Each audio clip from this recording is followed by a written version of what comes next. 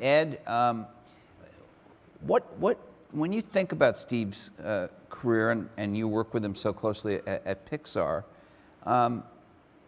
why was he so successful? Well, I'd have to say that over the time that I knew Steve, which is 26 years, which was just as he was forced out of Apple, that he went through, I'd say, some very distinct phases. And in the first phases, where he had a sort of a reputation, I think people misunderstood him and what he was doing. But what I found over the time was that he was learning from those mistakes. But the Steve, for the last several years that I knew, he was very kind, he was very empathetic with people, and when he negotiated, as I saw him do with Disney, there was the notion of fairness and partnership, which is very strong. And those things weren't there earlier, but he was so smart that he learned how to do it. When you test the boundaries, which some people do, and he was a person that did test the boundaries, when you do that, what do you do with it? Or let's take something which you hear a lot about, and that is CEOs would say, my employees are my most valuable asset, and the culture is extremely important. But with Steve, he built a building. And the building, I think, is one of the most extraordinary work environments I've ever seen. You're talking about the Pixar. The Pixar building. And this was Steve's design, and it was very cultural.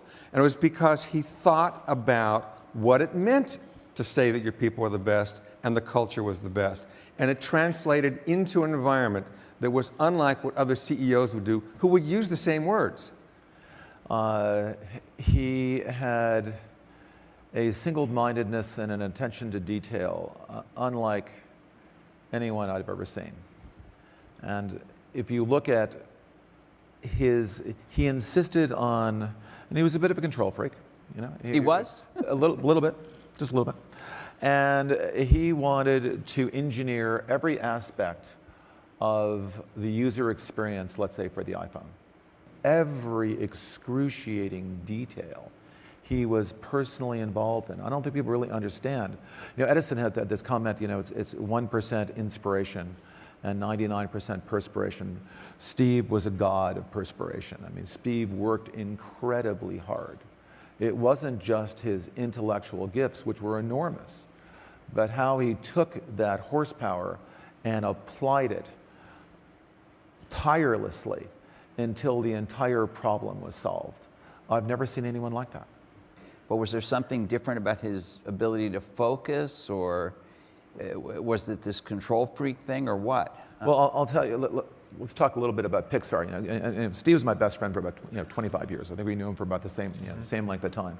Very interesting how we met. We were neighbors in Woodside, and his peacock wandered onto my property and woke me up. Not the way to start a relationship, in a friend. His girlfriend had given him a peacock, and I came over to complain about the peacock, said, you don't like that bird either. It's not that he just put in the hour. If he had to stay up all night, if he had night after night after night, he would call me up and say, Larry, let's get together. You know, we saw each other a lot. He'd come over to my house, I'd go over to his house. I said, see, I'm not coming over if you make me watch Toy Story again. I've watched 73 different versions of Toy Story. Now, I know the new version of Render Man is 4% better than the one I saw last week, but I'm not watching this thing again. So Larry, you gotta see, you won't believe the different the shadows look. But that was Steve until it was perfect. And then once it was perfect, and then he moved on to the next problem. But working obsessively until he had a solution that was insanely great is what Steve was all about. Ideas, there are a lot of good ideas. There are a lot of good ideas in this room. There are a lot of good ideas. Translating a good idea into a great product is unbelievably hard. But Steve would translate good ideas, not always his good ideas, but he would translate good ideas into finished product unlike anyone in our industry. You'd have to, Henry Ford didn't invent the car, but he made it cheap, and he made it popular, and he made it accessible to the American people. Steve would translate good ideas into finished, brilliant products. And it's a thing I think that people don't understand about Steve, is that Steve was a master storyteller. Storyteller. He was a storyteller. And a good storyteller is working on, or one who makes up stories, is working on the components of it. And they'll try something new and they commit to it. So Steve would come up with an idea and he would commit to it. And he would roll it out to people. And for some people, that commitment would say, whoa, the great Steve has spoken. But in fact, what he wanted was the pushback. So people argue back with him, and if it didn't work, he'd go back and redo it. First of all, I knew his heart intellectually was in Apple. That was clear all along. There was something about that where he self-identified with. But he appreciated the passion there. But he was so brilliant, he knew the difference. He knew when he needed to be in it, because that was him, and he knew when he needed to support us. And because he knew the difference, he could succeed in both fronts, which were very different from each other. Ed talked about him as a storyteller. Do you think that applied at Apple? Well, I'd like to emphasize, one of the things Ed just said, which was, Steve did want to debate things. I mean, Steve didn't think it was important whether it was his idea or someone else's idea, as long as it was the best idea. Steve was definitely one of those people where the best idea won. Now, he had to, he's a very smart guy, and you had to be able to persuade him, but he would listen. If he thinks someone's better than he is in a certain area, he's very good at listening. If he thinks you're full of it, he'll tell you. And it was phenomenal to watch him because he really would flip. And you just saw this. And he would argue something, and you had to have the force of will. But he wanted somebody to argue back. Yeah. He didn't respect somebody if they didn't have a point of view and push it hard. He was a very inspirational, charismatic leader that people believed in. They wanted to be on his team because his team was doing very important things.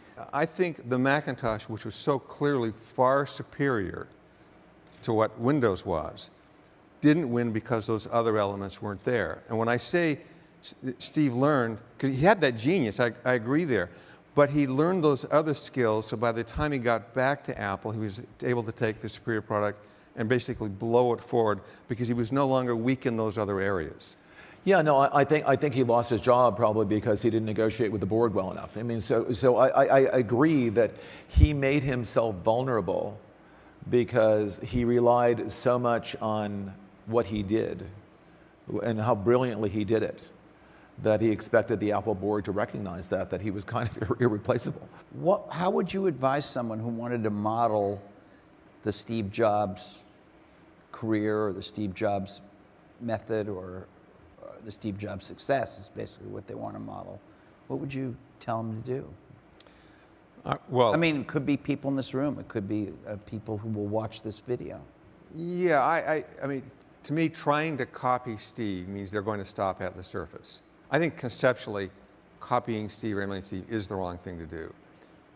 Partly because some people are so unique that to copy them is only to parody them in some ways, in a way that doesn't work. And he truly was unique. And so you try to be like him, what does that mean?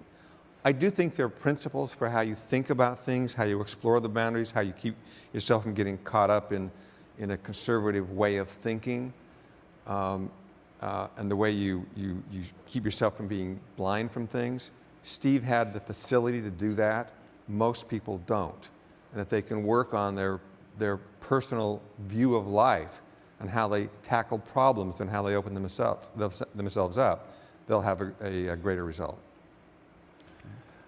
Well, I think you cannot copy Steve. I think you can ask yourself some basic questions if you're like him. I mean, if there's an unsolved problem and you're at work, can you think about anything else? If you want to know you're like Steve Jobs, it's very simple.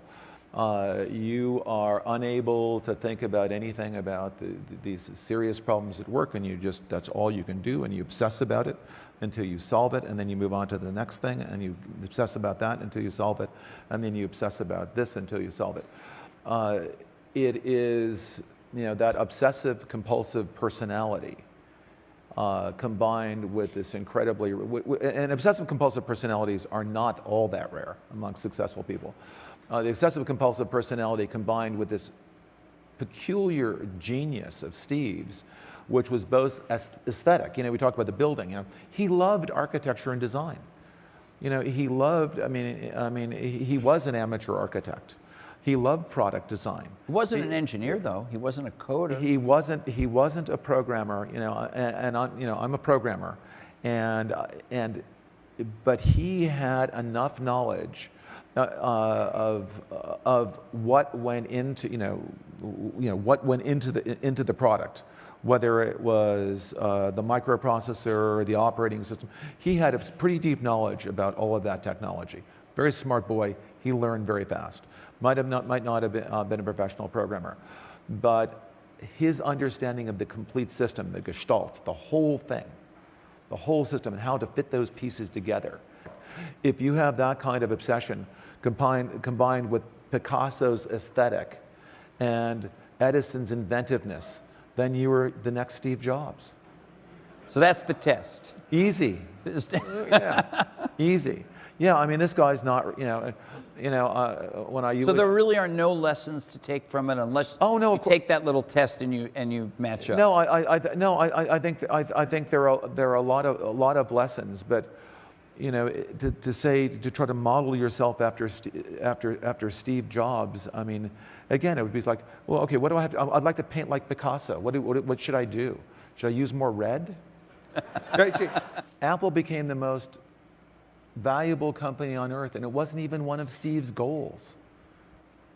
He never, he wasn't trying to be rich. He wasn't trying to be famous. He wasn't trying to be powerful. He was obsessed with the creative process and building something that was beautiful.